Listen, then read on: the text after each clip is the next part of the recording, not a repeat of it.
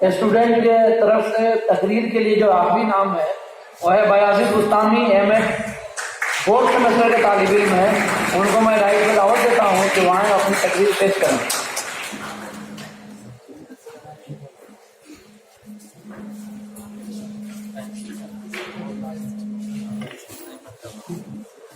السلام علیکم ورحمۃ اللہ وبرکاتہ. ڈائس پر تشریف فرما میر کاررواں اساتذہ کرام اور چمن مانو کے نوشگفتہ پھولوں، میں مشکل میں تمہارے کام آؤں یا نہ آؤں، میں مشکل میں تمہارے کام آؤں یا نہ آؤں، مجھے آواز دے دینا تمہیں اچھا لگے گا. محترم سامعین، یہ شعر موجودہ جمہوری نظام یا جو ہندوستان کی صورتحال ہے اس کی ترجمانی کر رہا ہے. ہندوستان جب جمہوری ملک بنا تو اس کے جسٹ بعد رادھا کرشنن کمیٹی آئی تھی. انہوں نے ڈیموکریسی کی تعریف کرتے ہوئے کہا تھا کہ democracy is a way of life, کہ جمہوریت زندگی گزارنے کے طریقے کا نام ہے اور یہ پولیٹیکل ارینجمنٹ کا نام نہیں ہے، پولیٹیکل ارینجمنٹ کا نام نہیں ہے.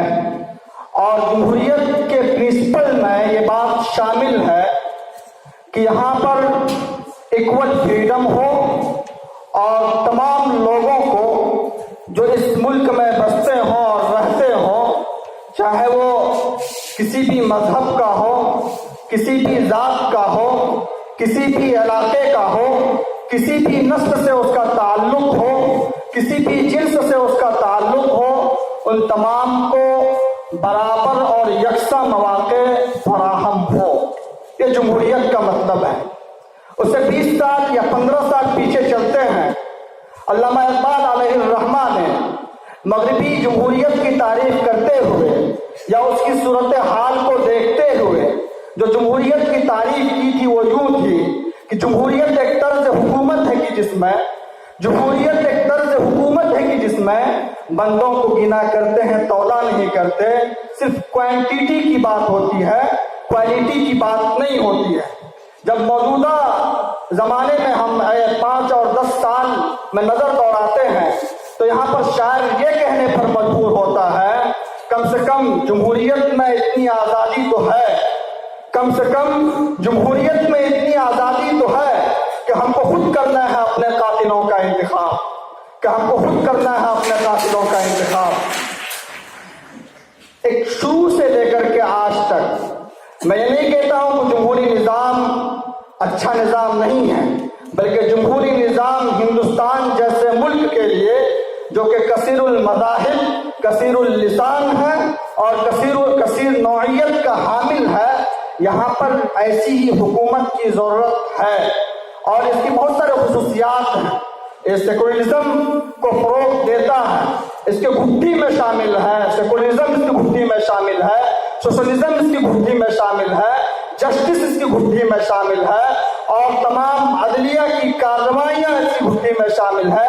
اس کے پاس ایک نسخہ کیمیا ہے، ایک اصول ہے، ایک کتاب ہے جس کے تحت یہ اپنے آپ کو لے کر کے چلتی ہے. لیکن کہیں نہ کہیں ہمیں ایک خوف سا محسوس بھی ہوتا ہے، ڈر لگتا ہے اور ہمارے بدن کپکپانے لگتے ہیں، ہم تھرتھرانے لگتے ہیں. آخر یہ صورتحال کیوں کر پیدا ہوئی؟ آخر یہ صورتحال میں ان احوال میں ان ازوار میں ہمیں کیوں جینا پڑ رہا ہے؟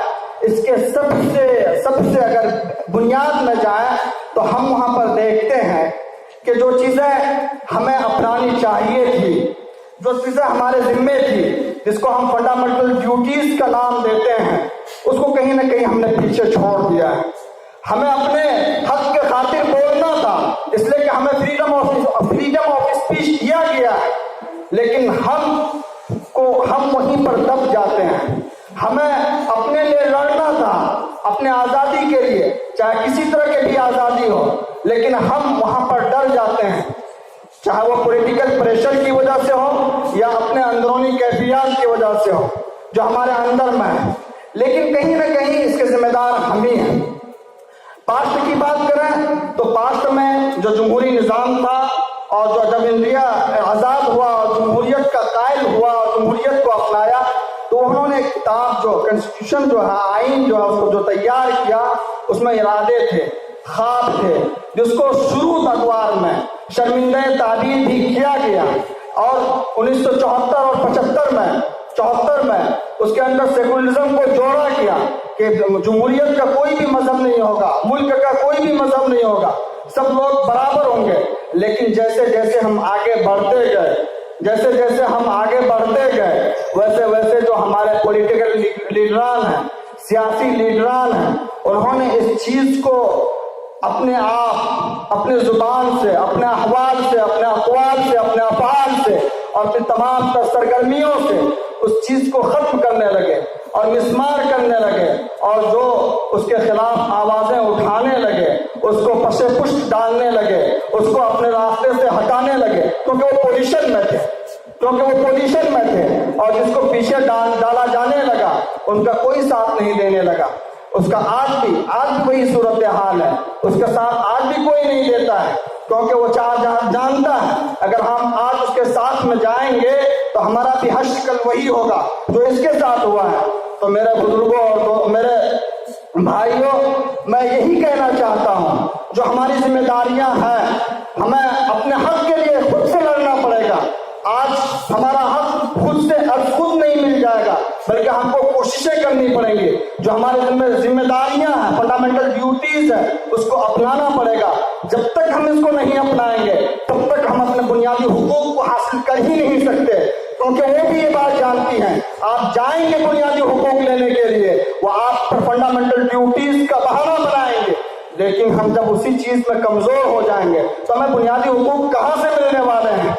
बुनियादी हुकूक कहाँ से मिलने वाले हैं? नहीं मिलने वाले हैं। तो मेरे भाइयों, और जब फ्यूचर की बात करते हैं, फ्यूचर हम तय करते हैं, टीचर्स, हम जो टीचर्स हैं उसको फ्यूचर तय करते हैं, क्योंकि कोठारी कमीशन ने कहा था कि इंडिया का फ्यूचर और डेस्टिनी जो है वो कमरे जमात में तैयार होता है। जब हमारे ऊपर ये जिम्मेदारी है कि हम इसका फ्यूचर तय करें, चाहे निजाम जैसा भी हो, तो हम वहां पर जो उसके माइंड वॉश करें, उसके जहन को साफ करें, और उसके जहन को वो फरोग दें और उसको एक आजाद और साफ शफाफ माहौल में जीने की दावत दें, उसको तालीम दें।